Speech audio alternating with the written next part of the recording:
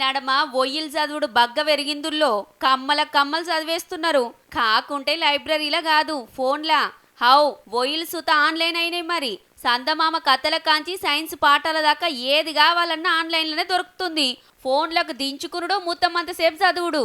ఒకప్పుడు రచయితలో కవులో ఒయిల్ రాసిండ్రా అంటే ప్రింట్ చేస్తోళ్ళ కాడికి పోయి ముద్ర కొట్టించి పెద్ద పెద్దలతోటి బయటికి ఇడిచేది. మార్కెట్లో ఆడాడ కనబడితే పబ్లిక్ కొనుక్కొని చదివేది. డిమాండ్ మంచిగుంటే ఎక్కువ కాపీలు పోయేది. అయ్యో గా ఒయిల్ కావాలి ఎట్లా అని ఆడాడ దేవులాడేది. ఇప్పుడు గదంతా ఏం లేదుల్లా. ఆన్లైన్లతోటి అందరికి ఫాయిదా అవుతున్నదట. ఇప్పుడు బుక్ అంటే ఇప్పుడు మీరు కొన్నా నేను కొన్నా దానికోసం ఒక కాపీ ప్రింట్ చేయాలి. కానీ ఇక్కడ ఒక్కసారి పెట్టేసిన తర్వాత దానికి కాస్ట్ ఉండదు. సో అందుకని కాస్ట్ ఎఫెక్టివ్గా ఉంటుంది. ఫోన్ల గ్యాప్ దించుకుంటే చాలుల్లా ఎన్నంటన్ని పుస్తకాలు చదువుకోవచ్చు.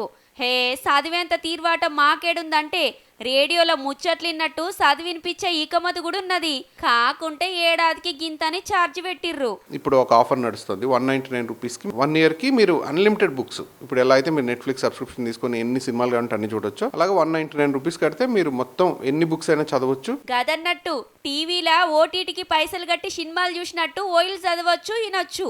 గిట్లనే టూర్లకు పోతేనో ఊర్ల ప్రయాణం పోతేనో మొత్తం అంతసేపు చదివితే మనసుకు అట్లా కొంత నిమ్మలం అనిపిస్తుంది. పుస్తకాలంటే కాయిస్ చేసేటోళ్ళు గీ ఉపాయం చేయుర్రిగా.